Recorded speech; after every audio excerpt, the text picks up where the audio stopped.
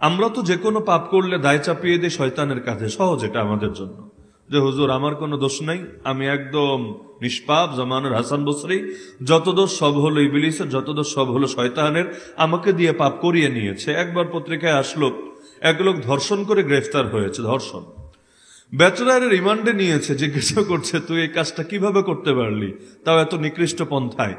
সে জবাব দিল, আসলে আমি কিচ্ছু করি নাই, সব শয়তান করেছে, আমাকে দিয়ে জোর করে করিয়ে নিয়েছে। অর্থাৎ তার কোনো দায় নাই, তাকে রিমান্ডে আনা উচিত হয় নাই, ওই শয়তানকে ধরে রিমান্ডে এনে মাইটেট দিলে সব ঠিক হবে। তো আমরা নয় তো যা কিছু হোক সব চাপিয়ে দিয়ে শয়তানের কাঁধে, কিন্তু ইবলিস যে এই মালউন হলো, অভিশপ্ত হলো, চির বিতাড়িত হলো, এবং আল্লাহ তার দ্বারা জাহান্নামকে পরিপূর্ণ করবেন এই ঘোষণা দিয়ে দিলেন। ইবলিস কার কাঁধে দায় চাপাবে? ইবলিসের পেছনে তো আরেক ইবলিস মেহনত করে নাই, ইবলিসের পেছনে তো আরেক শয়তান লেগে লেগে ওরে কুমন্ত্রণা দেয় নাই, ও কার উপর দোষ দিবে? তার মানে ইবলিসকে ইবলিসে পরিণত করার মতো যোগ্যতাও নফসের ভেতরে আছে, ওর পেছনে আরেক ইবলিস লেগে নাই। তাতে কি, ওর ভেতরে যে নফস আছে, এই নফসে এমন জিনিস যেটা ইবলিসকে ইবলিস বানিয়ে ধ্বংসপ্রাপ্ত বানিয়ে ছেড়েছে। তাহলে এই নফস আর শয়তান এমন এক জিনিস, যদি ইসলামী খেলাফত কায়েম হয়ে যায়, সারা দুনিয়া জুড়ে ইসলাম বিজয়ী হয়ে যায়, তবু এই দুশ্মন তো পিছু ছাড়বে না, এই দুই দুশ্মনের বিরুদ্ধে লড়াই চালিয়ে যেতে হবেই হবে। এজন্য আল্লাহ রাসূল সাল্লাল্লাহু আলাইহি ওয়াসাল্লাম বলেন, আল মুজাহিদু মান জাহাদা নাফসাহু ফি তাআতিল্লাহ।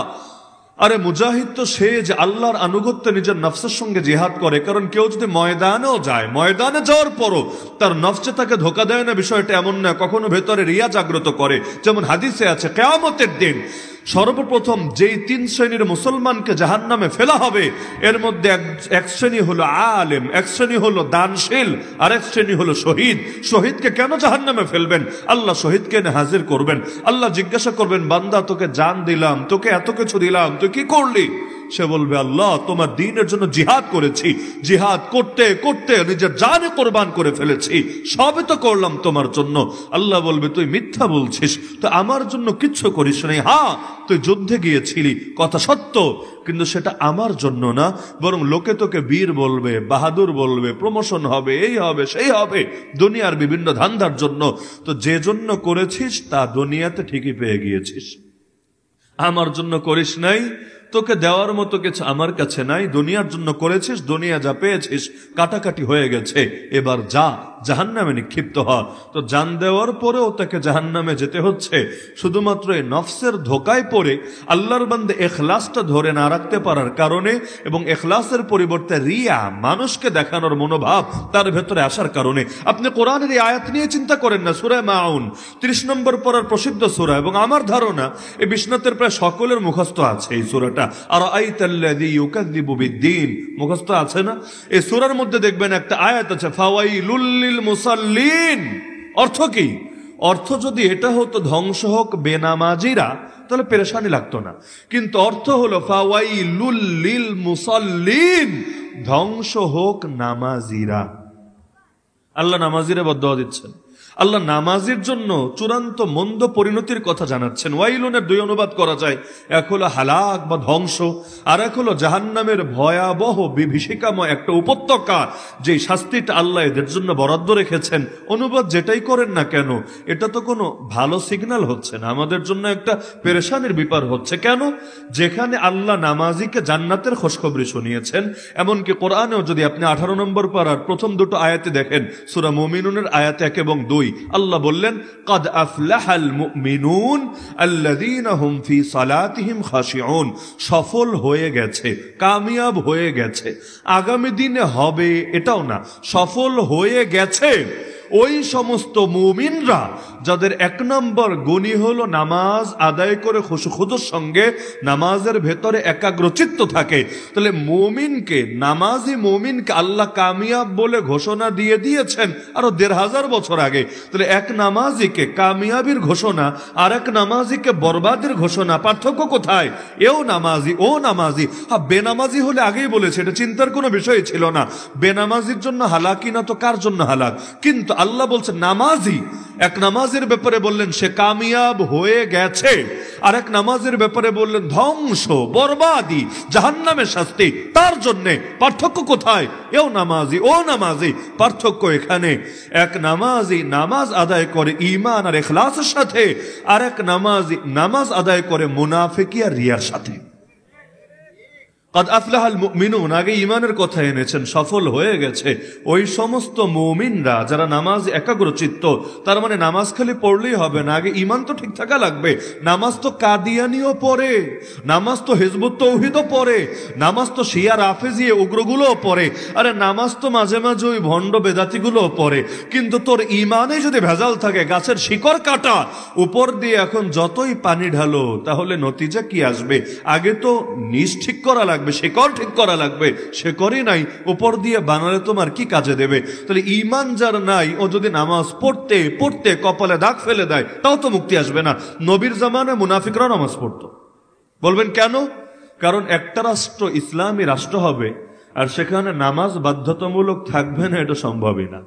সরকারের 1 নম্বর দায়িত্ব আল্লাহ কোরআনে বলেছেন, সরকার যেই হবে, আপনিও যদি হন আগামী দিনে, 1 নম্বর দায়িত্ব আল্লাহ বলেছেন আল্লাযীনা ইম্মাক্কান্নাহুম ফিল আরদ আকামুস সালাহ।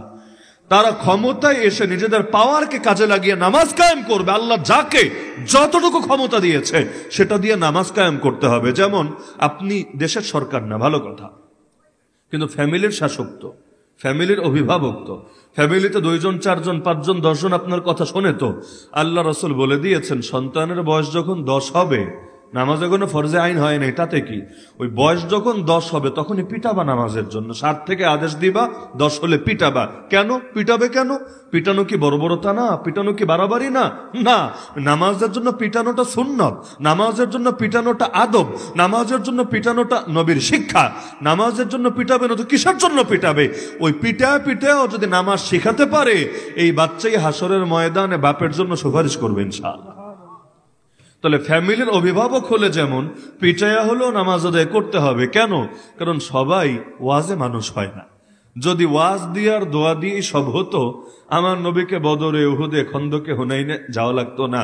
দোয়াও লাগে, দাওয়াও লাগে, ওয়াজও লাগে, শাসনও লাগে, তারগীবও লাগে, তারহিবও লাগে, মিষ্টি মিষ্টি কথাও লাগে, আবার আইন কানুনের ভয়ও দেখানো লাগে। তো দেশের সরকার যে হবে ফ্যামিলির সরকার, ফ্যামিলির শাসক হলে যেমন ফ্যামিলিতে নামাজ কায়েম করতে হয়, ওয়া'মুর আহলাকা বিস-সালাতি ওয়াসতাবির আলাইহা, নবীকে আল্লাহ বলে দিয়েছেন নিজের ফ্যামিলিকে নামাজের আদেশ দিবেন এবং নিজেও নামাজের উপর অটল থাকবেন। আপনি নামাজের উপর অটল থাকবেন এ কথা পরে, আর ফ্যামিলিকে নামাজের আদেশ দিবেন এ কথা আগে। আপনারা এখানে যারা আছেন সবাই উদ্যোগ নিয়ে ফেলেন ইনশাআল্লাহ। আমি যেই কয়দিন বেঁচে আছি, মরার পর কি হবে জানি না, আমি তো নামাজ পড়বো, আমার ঘরে যারা আছে ওদেরকেও পড়াবো। যে নামাজ পড়বে না ওর উপর সর্বোচ্চ প্রেসার দিব, প্রয়োজনে আর খাবার বন্ধ, প্রয়োজনে ওর সাথে কথা বন্ধ, প্রয়োজনে ওরে পিটাবো, কিন্তু আমার ঘরের লোকগুলোর আমি জাহান্নামী হতে দেব না ইনশাআল্লাহ। তাদেরকে নামাজি বানায়া দুনিয়া এবং আখিরাত উভয় জাহানে তাদেরকে আমি সফল করব। পারবেন না ইনশাআল্লাহ? তাহলে সরকারের 1 নম্বর দায়িত্ব নামাজ কায়েম করবে। নামাজের ব্যাপারে কোনো ছাড় নাই, কোনো ছাড় নাই। তো এভাবে যদি নামাজ আজকে বাংলাদেশে কায়েম করা হয়, তাহলে এমন কিছু লোক থাকবে কিনা যাদের দিলে আসলে আল্লাহ নাই, কিন্তু মুসলিম নাম ধারণ করে চলে ওই ধোঁকাবাজি করার জন্য। বাংলাদেশে কত নাস্তিকও তো মুসলমান নাম বলে, ভিতরে ভিতরে নাস্তিক, বাইরে বুঝতে দেয় না, মুসলিম নাম ব্যবহার করে। তো এখন যদি আইন হয়ে যায় নামাজ পড়া লাগবেই লাগবে, ওই কোন কোন দেশে আছে এখনো নামাজের টাইমে সব দোকানে শাটার বন্ধ করা লাগবে। তোমারে ঠিকই মসজিদে আসতে হবে, খুশুর সাথে পড়বা না কিভাবে পড়বে এটা তো আর দিলের উপর কন্ট্রোল চলে না, কিন্তু তোমারে প্রেজেন্ট থাকতে হবে জামাতের নামাজে। এতটুকুও যদি করা যায়, আমরা তো এমন এক পাপিষ্ঠ জাতিরে ভাই, মসজিদ কমিটিরই ঠিক মতো নামাজে আনতে পারি নাই। অন্য লোক বাদ দেয় নেই, ফজরের নামাজে খেলে মসজিদ কমিটির লোকগুলো যদি ঠিক মতো আসতো, অন্তত 2-1 কাতার তো ভরতো। বাকি বাদই দেন, পুরো গ্রাম রাখেন, তাহলে কি পরিমাণ দুঃখের কথা যে মসজিদের কমিটি মানে কি? মসজিদের খাদেম, মসজিদের মালিক তো আর হওয়ার সুযোগ নাই। মসজিদের মালিক আবার মানুষ হবে কোত্থেকে? মসজিদের খাদেম। কেমন খাদেম তুমি? মসজিদে খালি পয়সা দিলেই খেদমত হয়, খালি এসি আর টাইলস লাগাই দিলেই খেদমত হয়।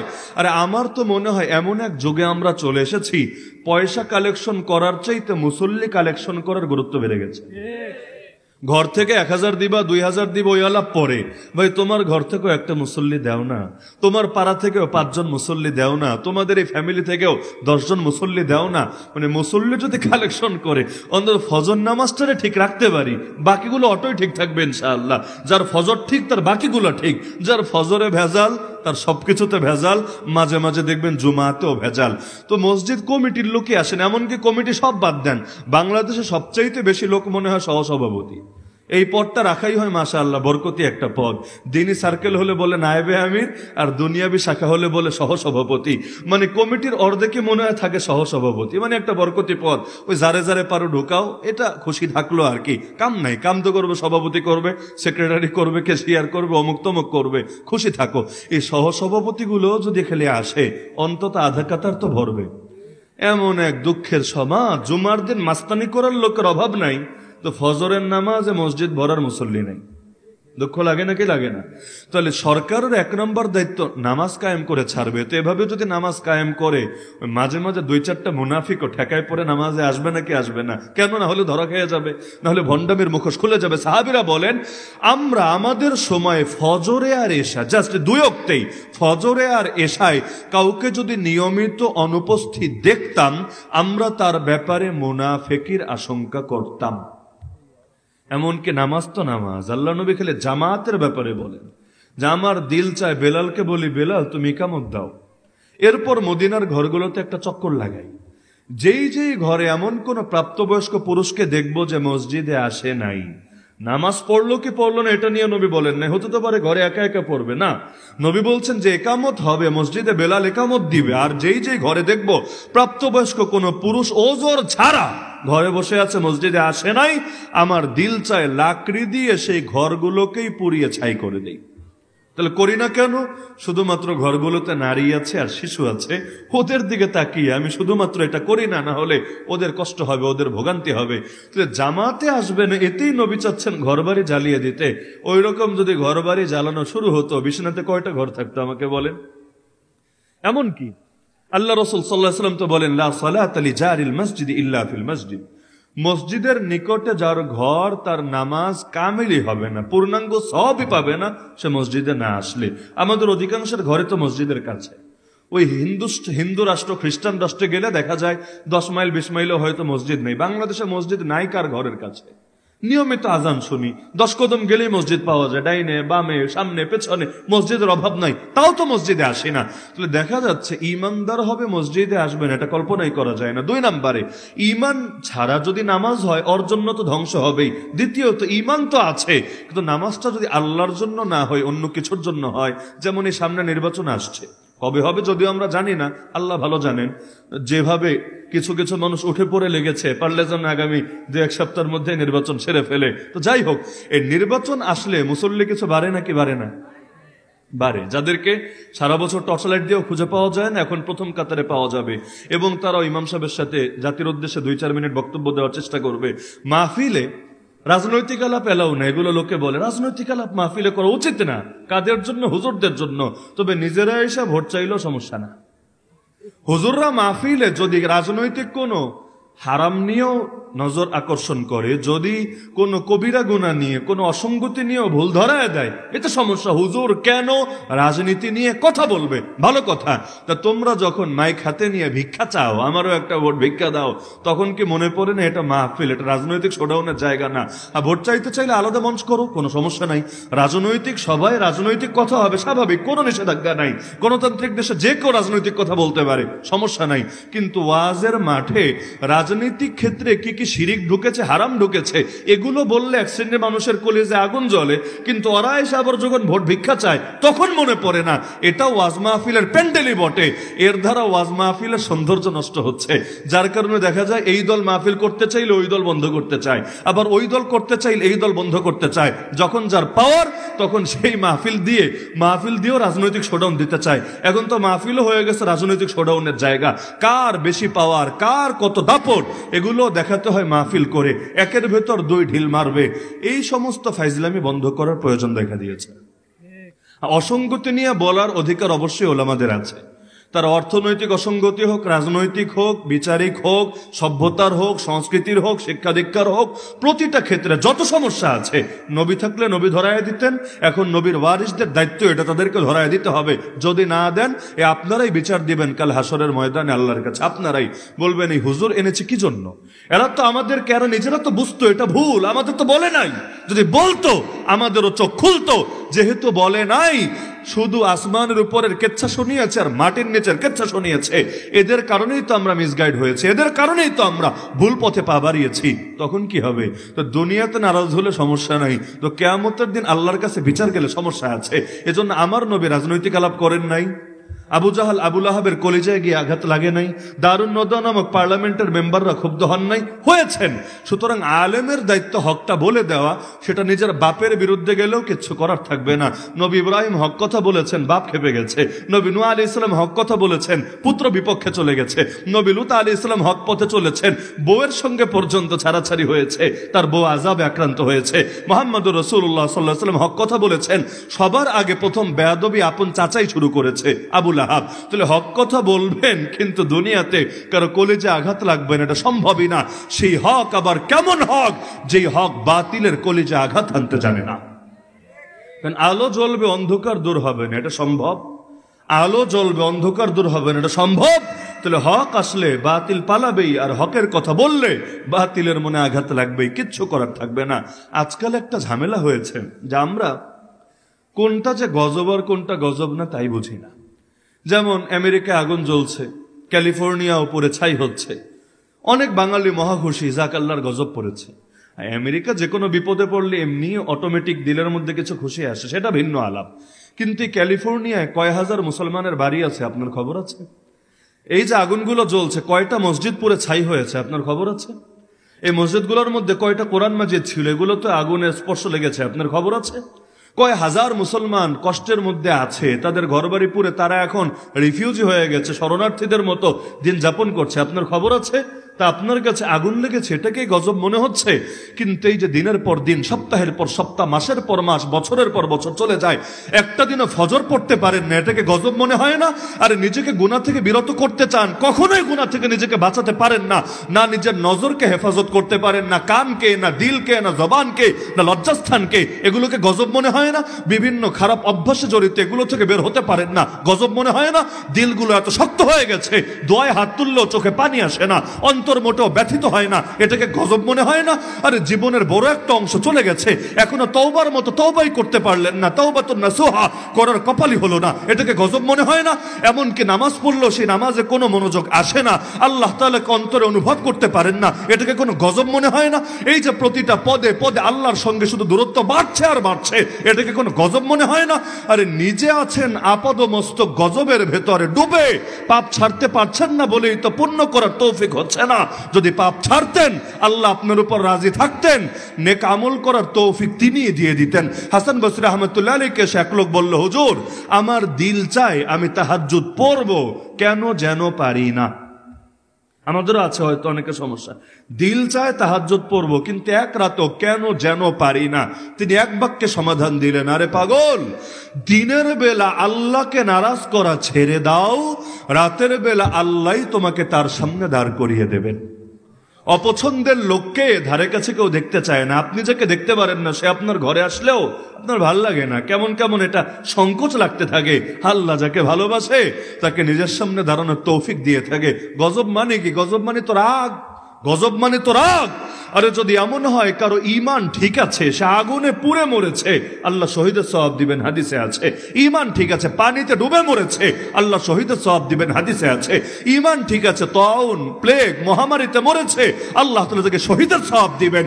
কিন্তু বেঁচে থেকেও ঈমানে ভেজাল আছে, নিজের আমলের খবর নাই, ঈমানের খবর নাই, আল্লাহ তারে কিসের সওয়াব দিবেন আমারে বলেন না?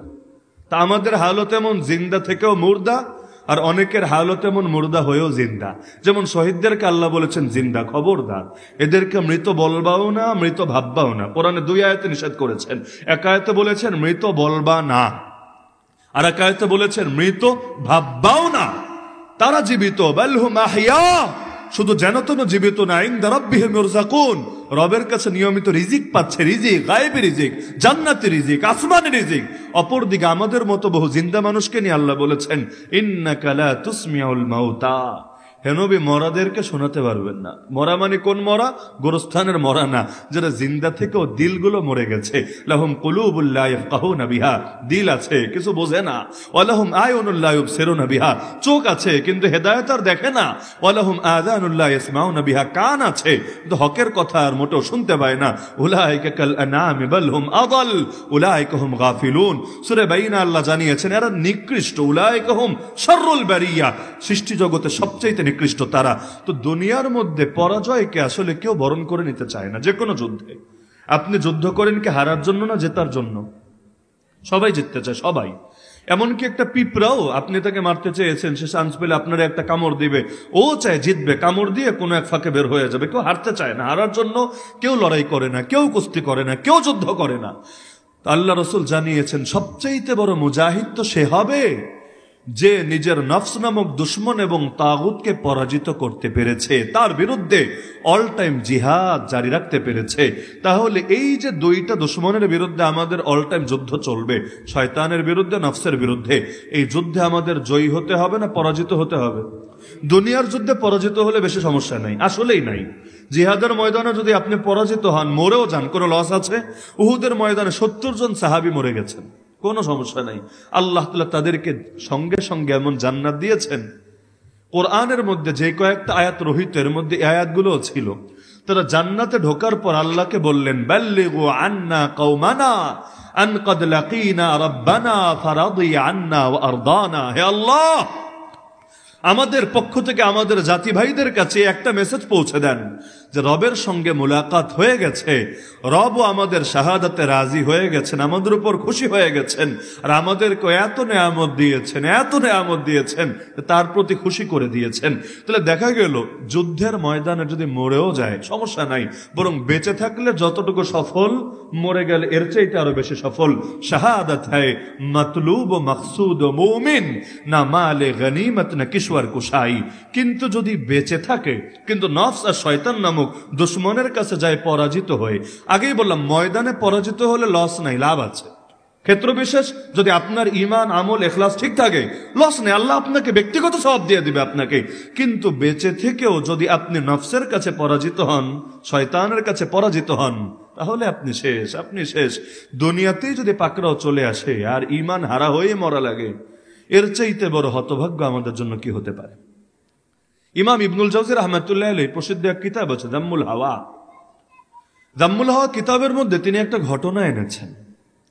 বাগদাদ শহরে, বাগদাদের তো নাম শুনেছেন, ইরাকে, বাগদাদ শহরে একজন মুয়াজ্জিন সাহেব ছিলেন যিনি লাগাতার 40 বছর আজান দিয়েছেন। 40 বছর আজান দেওয়া জানো তো না সৌভাগ্যের ব্যাপার। আল্লাহ তাআলা কিয়ামতের দিন তো এই মুয়াজ্জিনদেরকে সর্বোচ্চ মাকাম দিবেন ইনশাআল্লাহ। যাদেরকে দিবেন তার মধ্যে তারাও সর্বোচ্চ অবস্থানে, যাদের গর্দান অন্যদের চাইতে উঁচু থাকবে। সবাই দেখলেই বুঝবে আর এই সম্মানী লোকটাকে, সবার উপরে দেখা যায়। গর্দান উঁচু মানে আবার ভয় পায় না যে কি জিরাফের মতো দেখা যাবে কিনা, এটা সেটা না, দূর থেকেও নজরে আসবে, মাশাআল্লাহ এই লোকটাকে সবাই দেখতে পাচ্ছে তাকে। এই যে গর্দান উঁচু মুয়াজ্জিন, এমন কি কোরআনের এই আয়াতের তাফসীর ওয়ামান আহসানু কাওলাম মিম্মান দাআ ইলাল্লাহ, ওই ব্যক্তির চাইতে কথায় উত্তম আর কে হতে পারে যে মানুষকে আল্লাহর দিকে ডাকে, তাওহীদের দাওয়াত দেয়।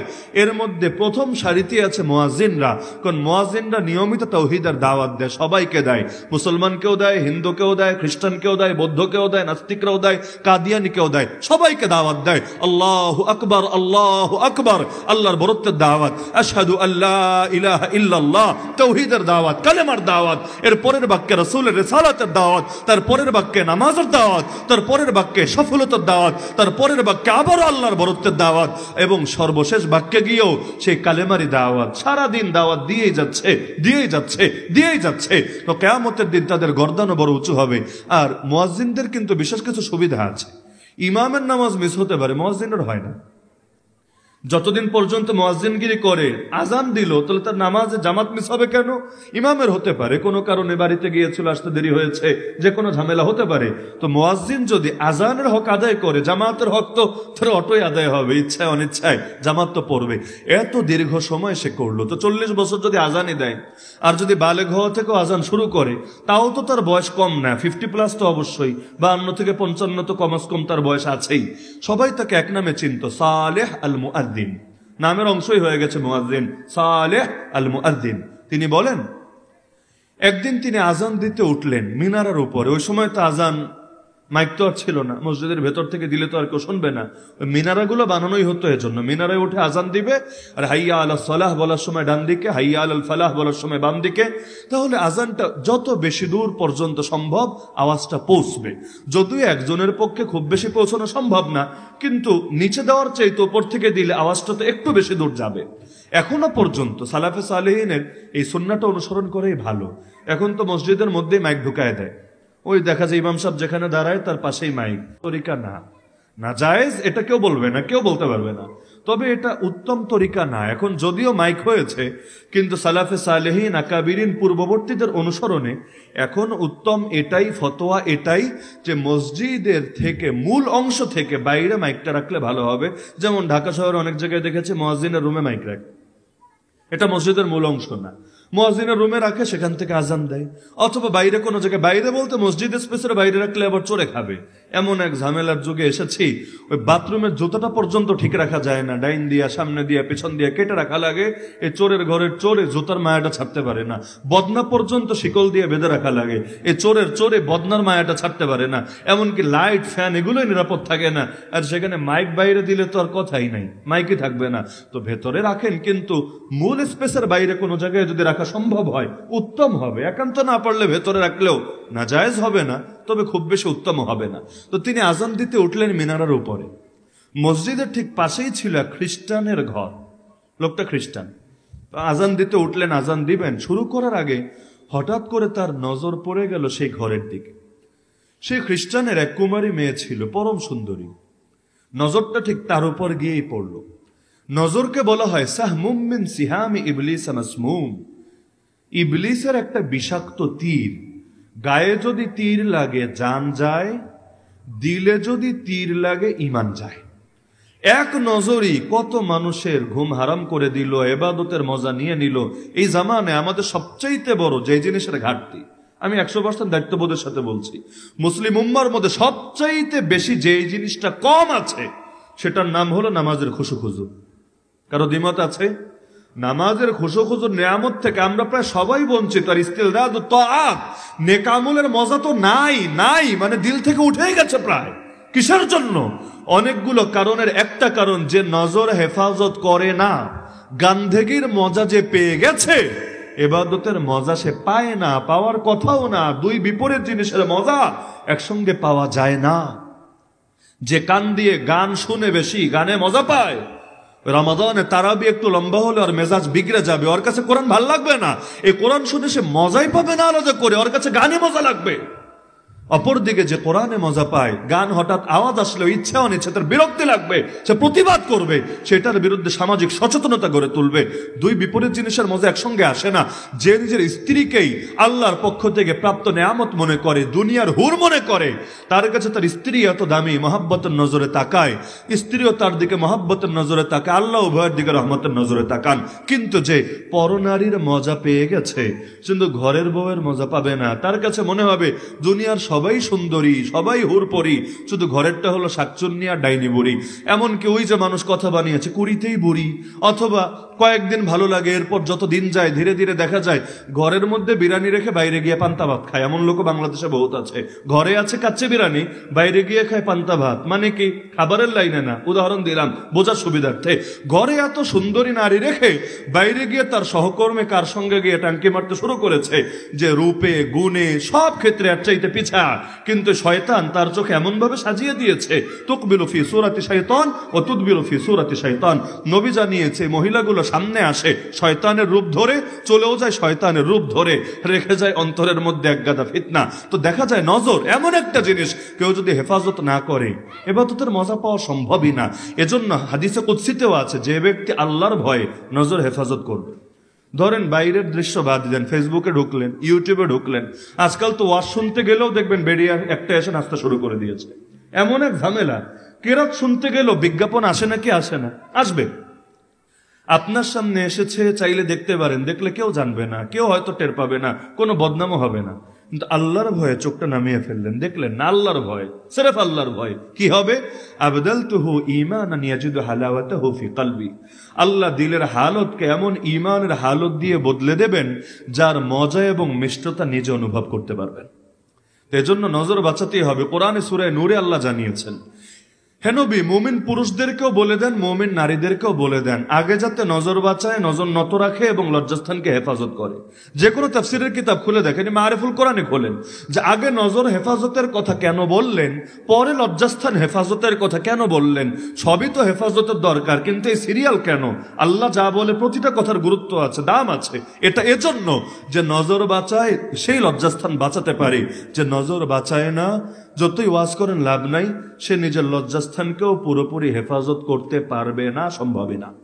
তো এখন এই রকম বয়স্ক একজন মানুষ 40 বছর আজান দিয়েছে, সবাই মহব্বত করে, শ্রদ্ধার চোখে দেখে, নজর একটা পড়লো সেই কুমারীর দিকে, সরো সেই কুমারী খ্রিস্টান, সঙ্গে সঙ্গে তার দিলের হালত পরিবর্তন হয়ে গেল। ওই যে বললাম বিষাক্ত তীর শয়তানের।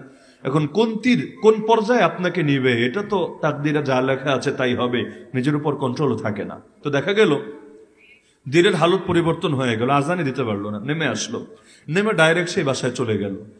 তো যখন খ্রিস্টান মেয়ে দেখলো মুয়াজ্জিন সাহেব আসছে বাসায়, তো ইবনুল জাজির রহমাতুল্লাহ লিখছেন যে সেই মেয়েও অবাক, ভেবেছে মুয়াজ্জিন সাহেব এসেছে, হয়তো কোনো কথা বলবে, তার বাবাকে খুঁজবে বা কোনো বার্তা দেবে, তার ভেতরে অন্য কিছু আসে নাই। হঠাৎ মুয়াজ্জিন সাহেব বলল, শোনো, আমি তোমাকে দেখে ফিতনায় পড়ে গিয়েছি, এখন একটাই অপশন, সেটা হলো তোমাকে আমার চাহিদা পূরণ করতে হবে, এছাড়া দ্বিতীয় কোনো কিছুতে আমি সন্তুষ্ট না। ওই সময় মেয়ের বাবা বাসায় ছিল না, সেও বিচলিত। কি বলে, বয়স্ক একজন মানুষ, তার চাইতে অর্ধেকের চাইতে বেশি বয়স, মানে সে তার অনেক ছোট, অনেক ছোট, মানে তার কাছে এটা আবার ভিন্ন ধর্মের লোক, তার তো তার প্রতি কোনো ধরনের ভেতরে চেতনা, অনুরাগ, বিরাগ কিচ্ছু কাজ করছে না। কিন্তু এরকম শ্রদ্ধার একজন ব্যক্তিত্ব এসে যখন এই কথাটা বলছে, সে নিজের সেন্সই ঠিক রাখতে পারছে না, হায় কি বলে, কি করব এখন আমি। তো এখন সে দেখছে যে না, এখন বাড়িতে সে একা, এর মধ্যে এই লোকটা এসেছে যে বয়সে তার চাইতে অনেক বেশি, যদি বল খাটায় এবং চেহারা দেখে তো বুঝতে পারে, বোঝা যায় যে আসলে কে কোন হালতে আছে, কে কোন অবস্থায় আছে, সে বুঝতে পারছে না কিভাবে নিজেকে বাঁচাবে।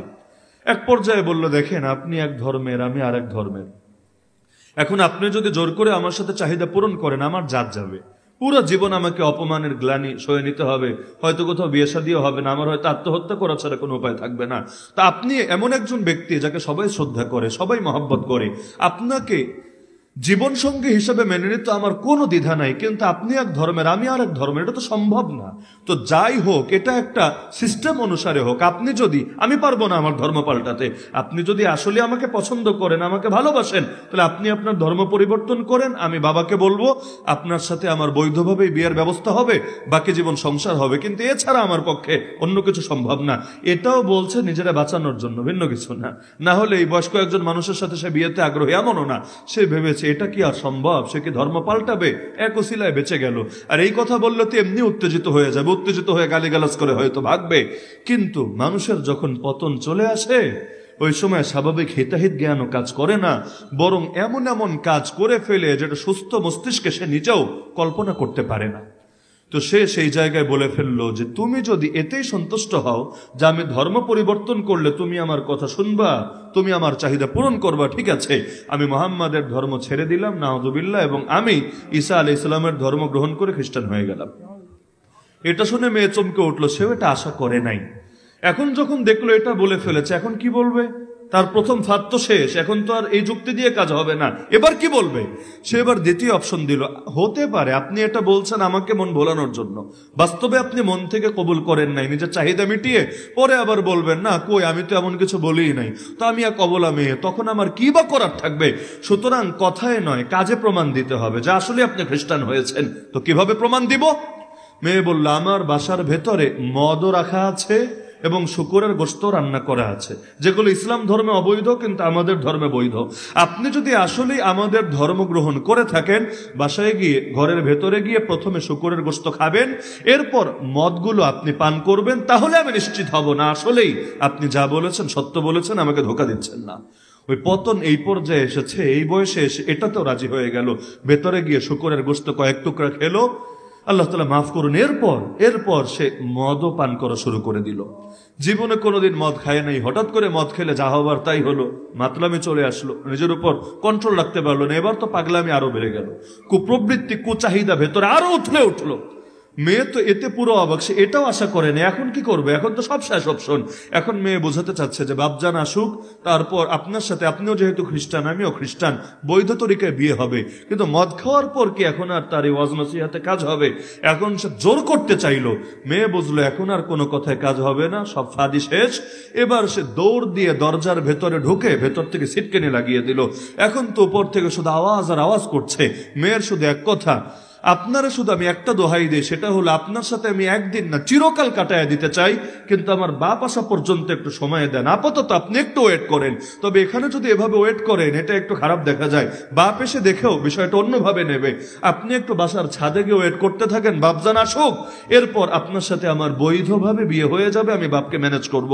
তো যখন দেখা যাচ্ছে ধাক্কাধাক্কি করেও খুলছে না, ভাবলো ঠিক আছে যতক্ষণ আছে ওয়েট করি, আর বাপ আসলে একটা ব্যবস্থা হবে। গিয়ে উঠলো ছাদে। ওই যুগের ছাদ তো এখনকার ছাদের মতো না, ধরেন টিনের বাড়ির ছাদি, ওই চালটাই কেমন হয়। তো একদিকে মাতাল, জীবনে মদ খায় নাই, আর একদিকে উঠলো গিয়ে চালে, তাল ঠিক রাখবে কিভাবে? এক পর্যায়ে মাথা ঘুরিয়ে ঘুরিয়ে অজ্ঞান হয়ে পড়ে গেল নিচে। পড়তে দেরি মরতে দেরি না, জায়গায় ডেড হয়ে গেল।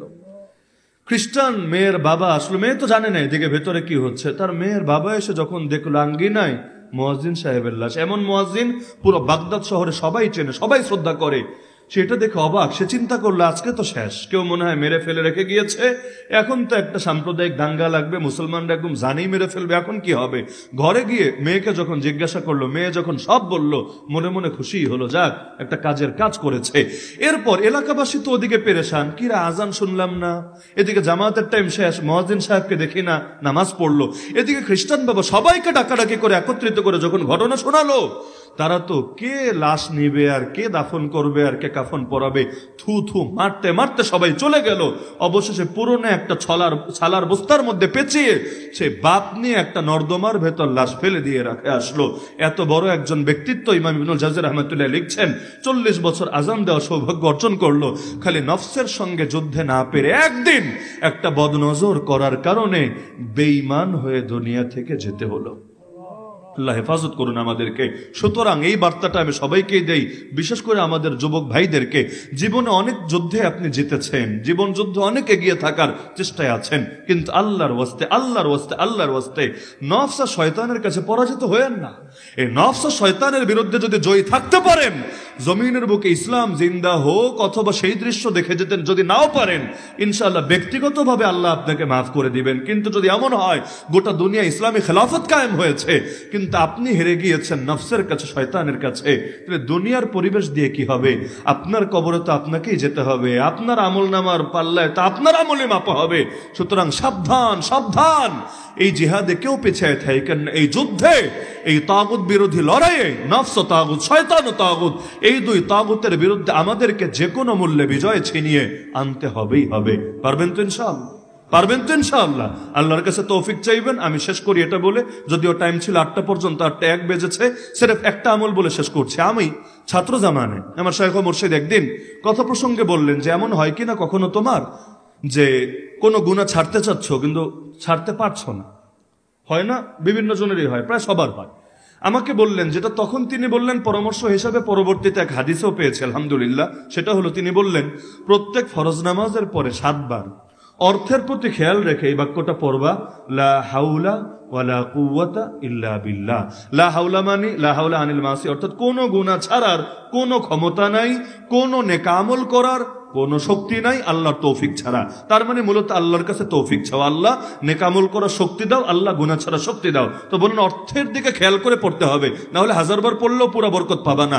7 বার, বেশি না 7 বার অর্থের দিকে খেয়াল করে পড়বা, ইনশাআল্লাহ যেই সমস্যাই হোক, কানের সমস্যা, চোখের সমস্যা, দিলের সমস্যা, জবানের সমস্যা, দেখবো সহজেই তুমি গুনাহ থেকে বের হয়ে আসতে পারছো। আলহামদুলিল্লাহ সুম্মা আলহামদুলিল্লাহ।